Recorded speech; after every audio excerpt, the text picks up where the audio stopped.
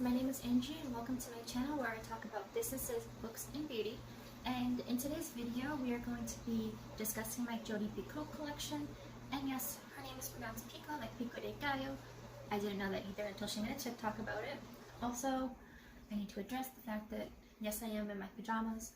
And if I look terrified, it's because I probably am, since there was a bug on one of the books that I had to bring out. And I brought the books on my bed before I knew there was a bug on it, and then I had to throw the books off the bed and kill the bug since my boyfriend wasn't home to kill the bug, and I still want to cry about it even though that was like 2 hours ago.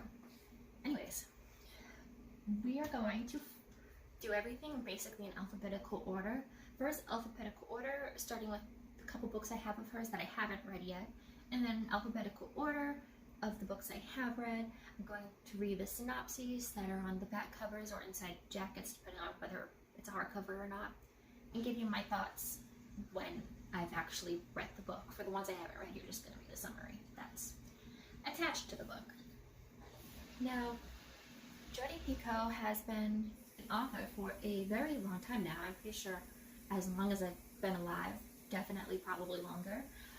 And I really love her work because I think she does such an excellent job touching on these really just heavy topics. You'll see that once I actually get into the descriptions of these books, but I guess I should just give like an all-encompassing trigger warning that I think all of these books have some heavy material in them, but I think she navigates it in a really beautiful way in all of these cases and does a really good job painting stories where you can sort of see, I don't even know how to describe it, but she's my favorite author, and I thought I actually had way more of her books. Right now I have 1, 2, 3, 4, 5, 6, 7, 8, 9, 10. I have 10 books, but I think she has like at least 30, maybe even more. So I need to get more of them, but I don't want to buy any new ones until I finish the ones that I have. I say that, but every time I end up in Savers or a bookstore and I see a book of hers that I haven't read yet, I buy it. And she's also the only person I've ever signed up for a newsletter for. So I think it's every month I get an email that's her newsletter, and it's really great because I get to find out if she's working on new projects or anything. That's actually how I have 2 books here, Mad Honey and Wish You Were Here. These have both been written since 2020, so in the past 3-4 years. And I knew about them from her newsletter, and as soon as these were on pre-order, I was like, pre-order, and that way when it comes out, I didn't have to worry about it. It showed up at my doorstep. But let's just get into this. I forgot I left my balcony door open. People can probably hear me. Whatever. So again, we're going to start off with the few I haven't read. I can't really give you my opinions on them since I haven't read them. So we're first going to start off with The Book of Two Ways. And when I read the summary of this, you'll understand why I haven't read it yet. I'm waiting for a time in my life when nobody that I love will be on the airplane. So hopefully I can read this at some point. So on the back it says, everything changes in a single moment for Dawn Edelstein. I'm so sorry. I have the flash on my phone, and so there's spots in my eyes, which is making it hard for me to read. She's on a plane when the flight attendant makes an announcement. Prepare for a crash landing. The shocking thing is that Dawn's final thoughts are of a man she last saw 15 years ago, Wyatt Armstrong. Back in Boston. Also, I think that's another reason I love her books, because I believe she lives in New Hampshire. So a lot of her books do take place in the New England area, so I can really resonate with them as somebody who lives in New England. I feel as though I can really understand the imagery she paints when she's talking about like the scenery and stuff. But back in Boston, there's her husband, Brian, and their beloved daughter, and her work as a death doula, in which she helps ease the transition between life and death for her clients. But somewhere in Egypt is Wyatt, who works as an archaeologist unearthing ancient burial sites, a career Dawn once studied for but was forced to abandon. Dawn miraculously survives, and after the crash landing, the airline offers the survivors transportation to wherever they want to go. The obvious option is to fly home, but she could take another path. Return to the archaeological site she left years before, reconnect with Wyatt and their unresolved history, and maybe even complete her research on the Book of Two Ways, the first known map of the afterlife. As the story unfolds, Dawn's two possible futures unspool side by side, and she must confront the questions she's never truly asked. What does a life well lived look like? When we leave this earth, what do we leave behind? Do we make choices, or do our choices make us? And who would you be if you hadn't turned out to be the person you are right now? So it sounds very interesting, and it doesn't seem like the main focus of this book is the plane crash, but just that little tiny aspect of it does make me just a teensy bit scared to read it. And also the concept of like this whole afterlife and everything. It's, like I said, her books touch on very heavy topics, and I know this is one that after I put it down, I'm going to need to take a breather for probably a whole month before I pick up another book. Either that or read some like cheesy romance in between. I had to close my balcony door because my apartment building has like lots of people, so you can hear them going in and out of their cars and like children screaming and stuff because it's winter vacation. So, sorry. Alright, so the next book we have is Mad Honey, again by JODI PICOULT, because this is what the whole video is about. Again, I have not read this yet. My mom has actually read this, and I believe she enjoyed it. No, I know she did enjoy it, because I remember sitting in the same room as her as she was reading and seeing her reactions live as she was reading the book, and I was like, don't tell me what happened. And this is also one of the books that I pre-ordered thanks to her newsletter. But this is, I don't know if this is the only book that she has a co-author for, but I really don't know. This is at least the first book of hers that I own that has a co-author. So it's by her and Jennifer Finney Boylan, and I'm just going to read the inside of it. Olivia McAfee knows what it's like to start over. A picture-perfect life, living in Boston, married to a brilliant cardiothoracic surgeon, raising their beautiful son Asher, was upended when her husband revealed a darker side. She never imagined that she would end up back in her sleepy New Hampshire hometown, living in the house she grew up in and taking over her father's beekeeping business. Lily Campanello is a familiar with do-overs too. When she and her mom relocate to Adams, New Hampshire for her final year of high school, they both hope it will be a fresh start. And for a short while, these new beginnings are exactly what Olivia and Lily need. Their paths cross when Asher falls for the new girl in school, and Lily can't help but fall for him too. With Ash, she feels happy for the first time, yet she wonders if she can trust him completely. Then, one day, Olivia receives a phone call. Lily is dead, and Asher is being questioned by the police. Olivia is adamant that her son is innocent, but she'd be lying if she didn't acknowledge the flashes of his father's temper in Ash. And as the case against him unfolds, she realizes he's hidden more than he shared with her. Mad Honey is a riveting novel of suspense and an unforgettable love story, and a moving and powerful exploration of the secrets we keep and the risks we take in order to become ourselves. Again, this is one of the ones I have not read, but my mom read it. I saw her reactions. She seemed to really enjoy it, so perhaps this will be my next read instead of the Book of Two Ways where airplane crashes, because that scares me. Alright, we only have two more that I haven't read.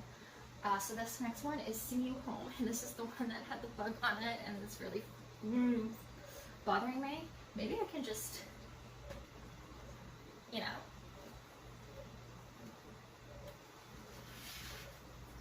I'm gonna read it like this. I'm not gonna hold it. Okay. So again, I'm just gonna read the synopsis that's inside the book jacket. This is when I got at Savers, and I blame whoever owned the book before me for why there was a bug in it. Music has set the tone for most of Zoe Baxter's life. There's the melody that reminds her of the summer she spent rubbing baby oil on her stomach in the pursuit of the perfect tan. A dance beat that makes her think of using a fake ID to slip into a nightclub. A dirge that marked the years she spent trying to get pregnant. I have no idea what a dirge is, if I'm even pronouncing that right. It's D-I-R-G-E, so if you know what that means, let me know, because I'm using my phone to record, so I can't look up the definition right now. Thank you. For better or for worse, music is the language of memory. It is also the language of love. In the aftermath of a series of personal tragedies, Zoe throws herself into her career as a music therapist. When an unexpected friendship slowly blossoms, she makes plans for a new life. But to her shock and inevitable rage, some people, even those she loves and trusts most, don't want that to happen. Sing You Home is about identity, love, marriage, and parenthood. It's about people wanting to do the right thing for the greater good, even as they work to fulfill their own personal desires and dreams. And it's about what happens when the outside world brutally calls into question the very thing closest to our hearts, family. And actually at the very top it says, every life has a soundtrack, all you have to do is listen. And there's a review, or a blurb from a review I see making that says, Picoult writes with an unassuming brilliance. And I do agree with that. I haven't read this one, but I believe it. And I'm scared to move it because that was the one with the bug, even though I killed the bug. So. Yeah. Alright, so the last one that I haven't read yet, it is called A Spark of Light. So it says, the warm fall day starts like any other at the center. A woman's, maybe this is actually going to be my next one, because this touches, like I said, she talks about very heavy topics. A lot of them can tend to lean political, and I think this book, of all the ones I've seen that she's written, really touches on two things that are extremely important to me, which is reproductive health and also gun laws. So let's get into the description for this. It's actually one of her shorter books too, so I feel like I could probably read this pretty quickly, but again, with most of her books, even though she's my favorite author and I love her writing and I think it's so important, sometimes I have to buffer them because the things she talks about, extremely important, but sometimes you really just have to sit with the words that she says. So the back of the book says, the warm fall day starts like any other at the center, a women's reproductive health services clinic. Its staff offering care to anyone who passes through its doors. Then a desperate and distraught gunman bursts in and opens fire, taking hostages. After rushing to the scene, Hugh McElroy, a police hostage negotiator, begins making a plan to communicate with the gunman. To his horror, he learns that his 15-year-old daughter, Bren, is inside. She will share the next intense few hours of her young life with a cast of unforgettable characters trapped alongside her in the clinic, including the disturbed individual himself. Told in a daring and enthralling narrative structure that counts backward through the hours of the standoff, the story traces what brought each of the very different individuals to the same place on this fateful day. How do we balance the rights of pregnant women with the rights of the unborn they carry? What does it mean to be a good parent? A spark of light will inspire debate, conversation, and hopefully understanding.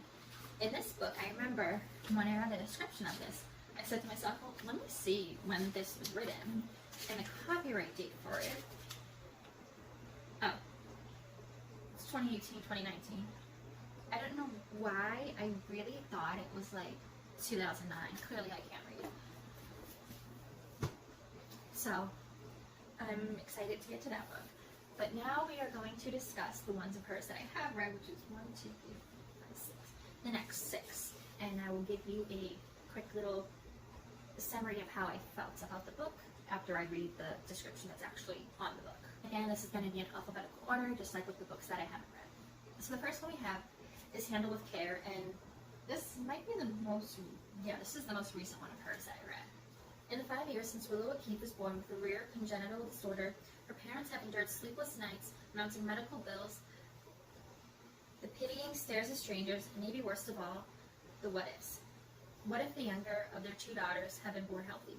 What if Charlotte O'Keefe had been made aware of Willow's illness earlier in her pregnancy? What if things could have been different? A whip-smart child, kind, brave, and unexpectedly deep source of wisdom, she is beloved by her family, but the burden of her care is straining them to the limit. And when Charlotte seeks to do Willow justice, alienating those closest to her in the process, she must confront the most serious question of all. What constitutes a valuable life? Now, this book, again, like I've said with all of them, very heavy. This is one that I've read. So, I'm about to give you what could... I guess it is kind of a spoiler, so I won't get too much into it. But basically, there is a lawsuit that the family pursues, and it's in an effort to get the money that they need to help take care of Willow, who is, again, the child who, I forget what the disease is called, but basically, her bones are completely fragile. They break super easily.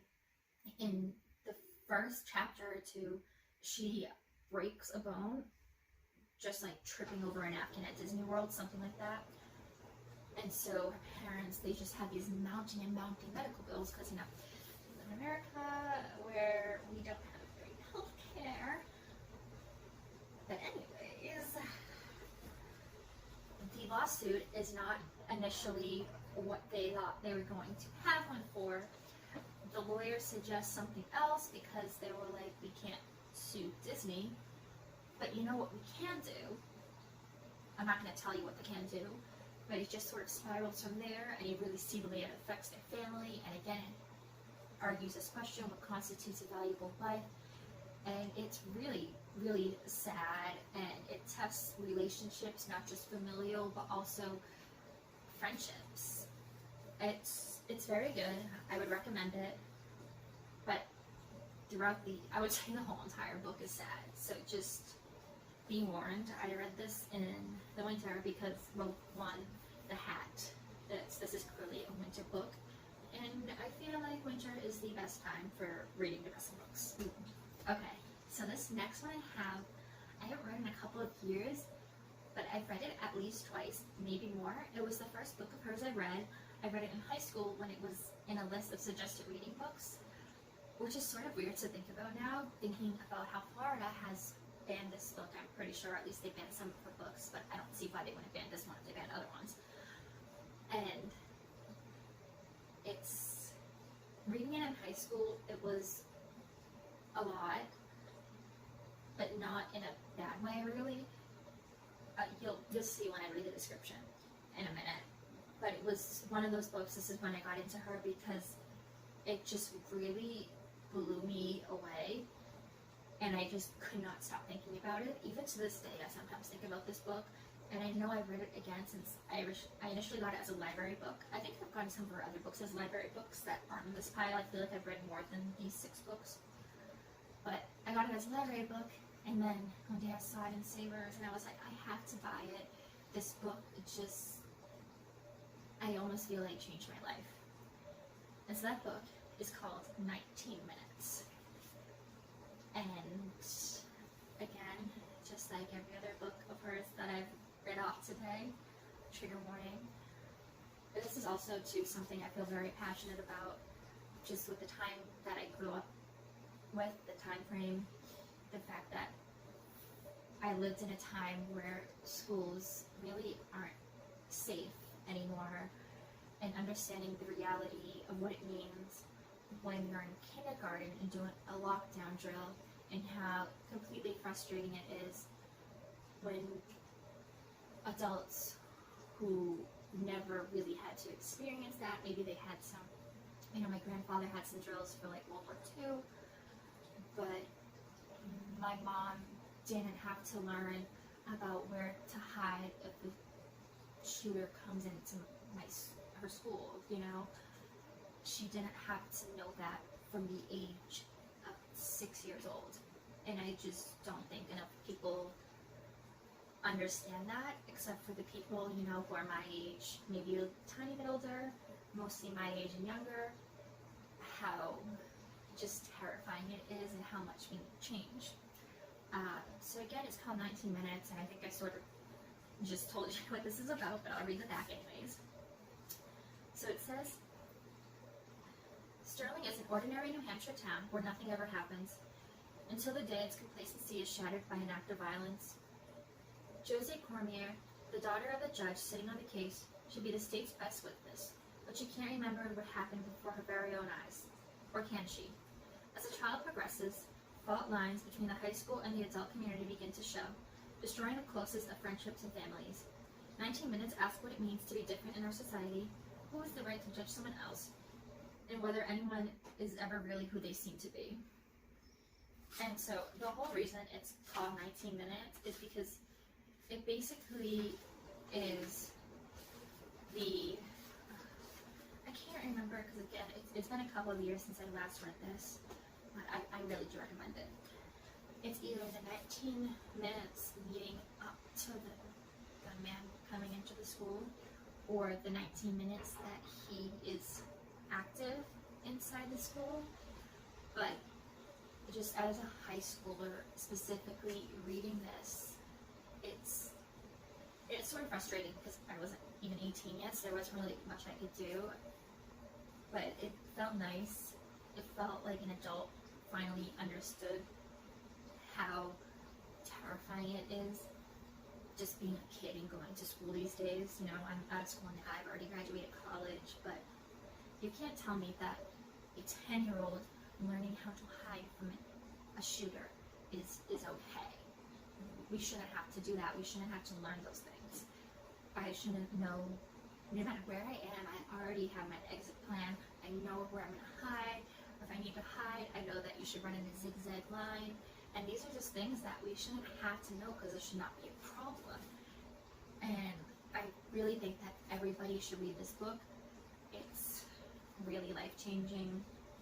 Again, very, very, very heavy, but I cannot recommend this enough. Please read 19 minutes. If you only read one of her books, let this be the one.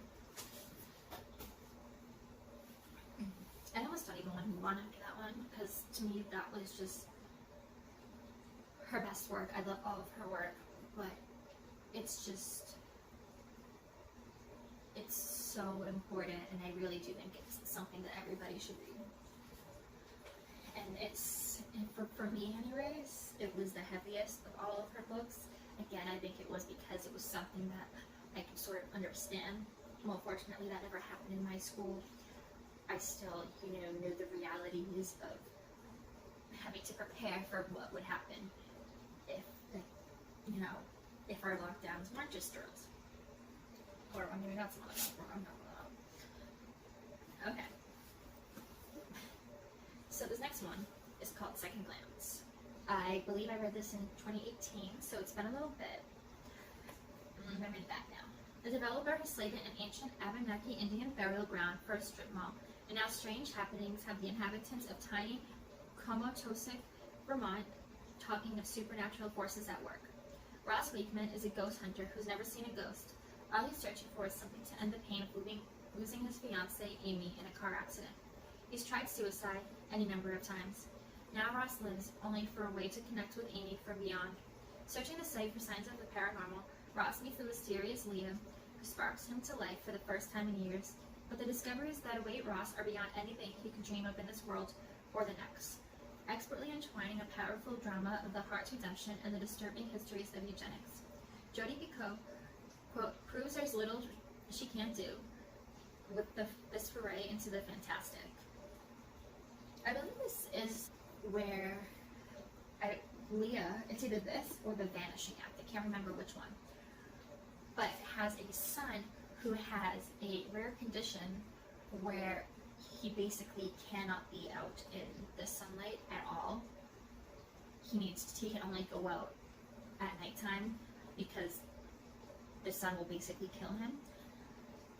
I can't remember what the condition is called, but one thing from just all of her books is I've learned a lot about medical conditions that, because every time I do look up to see if it's real, I don't really do that anymore because now I've realized that every single time she's written about a rare condition, it is a real rare condition and not just like a random thing she made up. Because sometimes authors, like if you make up a town, you can, it's a fictional book, so you don't necessarily know what parts of it are factual and what parts aren't.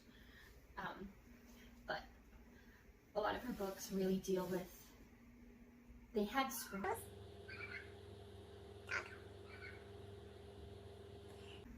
A lot of her books have sprinkles of medical language and facts in them. There's often somebody that has some sort of medical condition, or because sometimes there's both. If it doesn't have medical stuff, it often has law stuff too. I feel like I've learned a lot about just the whole process of being in court from her books, because courtrooms are often involved. Not in this book, from as far as I can recall. In the next book, though, that is a main thing. And then also, in the previous few books we talked about, courtroom's been a main theme. In Mad Honey, I know they're in a courtroom. So, yes, another video where my camera died. Well, it didn't die. My recording on my phone and they ran out of storage.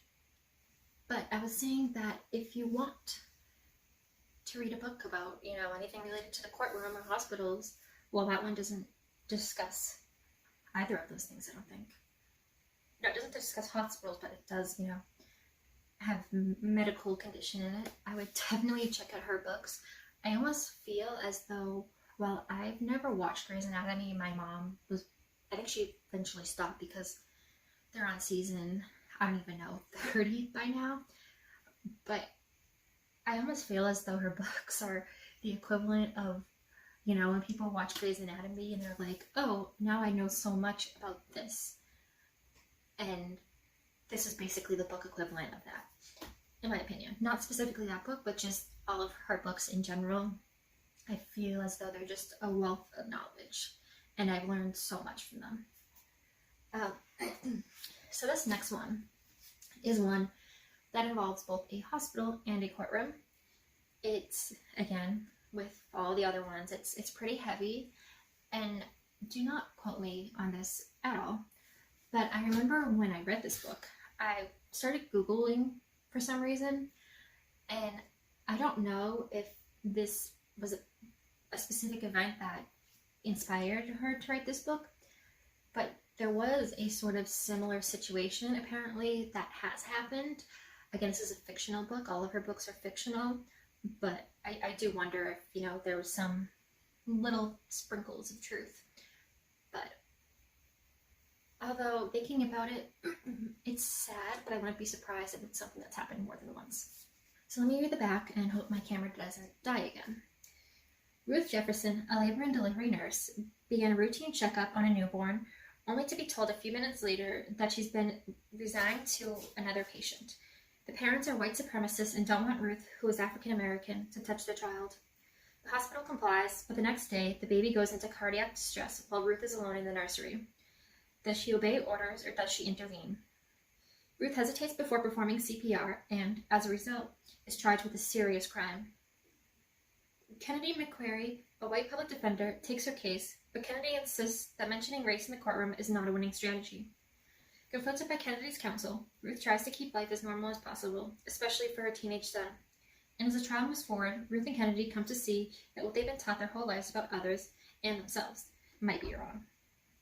So, just like all of her other books, I very much enjoyed this one. And while I did say second glance didn't sort of leave me in my tracks afterwards, I do think that this one did. I'm just checking the copyright date now, and it's 2016, I believe. So, semi-recent. Oh my god. That was 8 years ago. I graduated high school 8 years ago. That's terrifying. Anyways, this is... it just really makes you think a lot, because you sort of think, in my head, I'm thinking, what would I do in this situation? I'm obviously not a nurse. I don't have any sort of medical degree or anything. And it's just one of those really complicated situations because, okay, she has an oath as a nurse to help, which she does eventually do, but she hesitated because she was told she couldn't help this baby. Literally, the father of the baby had a you-know-what Nazi symbol tattoo on his bald head, which is insane. But it really makes you think, I just remembered how the case ended. I can't tell you how it ended, whether or not it was okay, but you really go back and forth, or at least I did, because I'm just thinking, okay, I understand her position as, somebody that doesn't want to lose her job, not, initially going to take care of the baby right away, but then, as a nurse realizing she needs to save the baby, and it's like, does she know that the baby is, I can't tell you, I'm sorry, okay? But this is Small Great Things, and it is a really good book, and it'd probably be among my top recommendations of the books that I've read from her. I just realized, I know I've read My Sister's Keeper, which is not in this pile, so there definitely are some books of hers that I've read but don't own. But okay, so this next one is called it's called Vanishing Acts, not The Vanishing Act, I'm sorry. I also believe, Small Great Things I've read semi-recently. This I believe was also around like 2018, somewhere between 2017 and 2019 that I read this. So I'll read the back again. How do you recover the past when it was never yours to lose? Delia Hopkins has led a charmed life. Raised in rural New Hampshire by her beloved widowed father, she now has a young daughter, a handsome fiancé, and her own search and rescue bloodhound, which she uses to find missing persons. But as Delia plans her wedding, she is plagued by flashbacks of a life she can't recall, until a policeman knocks on her door, revealing a secret about herself that changes the world as she knows it and threatens to jeopardize her future. With Vanishing Acts, Jodi Picoult explores how life as we know it might not turn out the way we imagined, how the people we loved and trusted can suddenly change before our very eyes, how the memory we thought had vanished could return as a threat. Once again, Picoult handles an astonishing and timely topic with understanding, insight, and compassion. Now this is a timely topic, so we're once again going to go to the copyright date, 2005. So that was a long time ago. And to be honest, I don't remember too much about this book. Like I said, I read it a long time ago. I've never read a book of hers that I didn't enjoy, but I would put this under the same category as her book titled Second Glance, in that I really enjoyed it, but it wasn't one that made me have to stop in my tracks for the next month. So if you want a book, if you want to test out her writing style, but don't want to read a book that might just be way too heavy and weigh you down, I would recommend Vanishing Acts or Second Glance, because all of her other books I've read I have like very clear memories of. So I think this means this is just more of a, I wouldn't call it a fun book, but it's more digestible for the average reader, I would say. Again, assuming that the average reader is someone that doesn't want to read about courtrooms and abortion access and gun violence and stuff like that. But I don't really have much to say about this one. It's been so long. Maybe I'll reread it, but I do have other books. I have so many other books that I haven't read yet that I need to read, so it will be a while. And honestly, I think I would reread 19 Minutes before I reread this, because 19 Minutes is one that truly made my mind just change. Granted, I was a minor when I read it, so it's easier for my mind to change then. I think my brain's fully formed by now. Anyways, that was Vanishing Acts. So we only have one more book left. This is among her recent releases, one that I pre-ordered, and I have read, obviously, just as the last few. And this one is called Wish You Were Here. I'm going to give you a warning now. So I actually read this in 2022, maybe? But for some people, this might be too soon, because COVID-19 is part of the storyline. And I know for some people, books can be an escape, and for me, they are often an escape. And so when I read this, I was really nervous that it was just going to be too much like real life, and I just want to, pick up a new book because I don't want to read about the pandemic that was currently happening. But I wouldn't say it was like that at all. The pandemic is only sort of, it's a factor, but it's not what you're reading. And by that I mean that you aren't seeing like the words COVID, COVID-19, coronavirus on every single page. It's definitely a part of the story. I would say it's an important part, but it isn't the story. Sort of. I don't know how to explain it. I'll read the inside jacket though. Diana O'Toole is perfectly on track. She'll be married by 30, done having kids by 35, and move out of New York City suburbs, all while climbing the professional ladder in the cutthroat art auction world. She's an associate special at Sotheby's now. I don't know if I'm pronouncing that right. But her boss has hinted at a promotion if she can close a deal with a high-profile client. She's not engaged just yet, but she knows that her boyfriend, Finn, a surgical resident, is about to propose on their romantic getaway to the Galapagos days before her 30th birthday, right on time. But then a virus that felt worlds away has appeared in the city, and on the eve of their departure, Finn breaks the news. It's all hands on deck at the hospital. He has to stay behind. You should still go, he assures her, since it would be a shame for all of their non-refundable trip to go to waste, and so, reluctantly, she goes. Almost immediately, Diana's dream vacation goes awry. Her luggage is lost, the Wi-Fi is nearly non-existent, and the hotel they booked is shut down due to the pandemic. In fact, the whole island is now under quarantine, and Diana is stranded until the borders reopen. Completely isolated, she must venture beyond her comfort zone. Slowly, she carves out a connection with a local family when a teenage girl with the secret opens up to Diana, despite her father's suspicions of outsiders. In the Galapagos Islands, where Darwin's theory of evolution by natural selection was formed, Diana finds herself examining her relationships, her choices, and herself, and wondering if when she goes home, she too will have evolved into someone completely different. So I don't want to give too much information away about this book. I'll say I really, really enjoyed it, which I know I've said that for every single one. This is one that didn't leave me thinking in a way that I was like, okay, I need to, not read anything else for a month because this was so intense. But it is the kind of book where I'm not forgetting the plot. I've read so many books, so sometimes it's easy for me to forget the plot, even if it's a good book. But this isn't one of those. I think the books of hers that I've read, this is probably the most unique. I think because she did write it during the pandemic, and I think she really did a good job taking that and spinning it into a story, but not in like a bad way, I guess I would say. Again, I don't want to give too much away because also I think this is, you could argue that I'm giving something away right now by saying this, but I'd argue that this has one of her biggest plot twists in it, because actually at that point I did have to put the book down for a week because I was like, oh, that can't be true. But it is very good, and I would recommend it for sure. Also too, I would say this book is good if you, like me, and you love nature and like earthy stuff, because there's lots of really great imagery since they're in the Galapagos.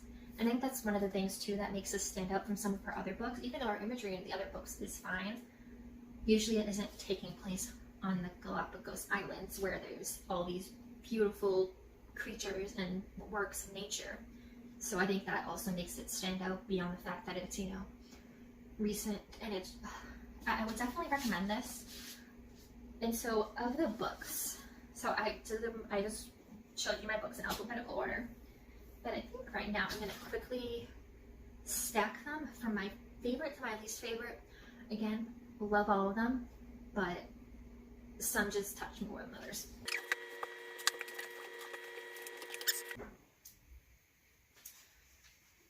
So no surprise, my favorite is 19 Minutes, and this is the one that I think everybody should read. And next we have Handle with Care, great book. Wish You Were Here is the next because I really love the nature imagery in it, so if that's something you're into, I would recommend this. Then we have Small Great Things. I think the courtroom situation in this was really well played, and just the intertwining of the medical world and law. And again, I think this is also an important book to read along with 19 Minutes. I guess I just liked the nature imagery of Wish You Were Here. But this is really great, and I think this could be good for if you're a nurse or just, again, in the medical field, this could be a good book for you to check out. Then we have Second Glance, is the second to last one. Again, good book, but it just didn't make me sit in my bed for a month.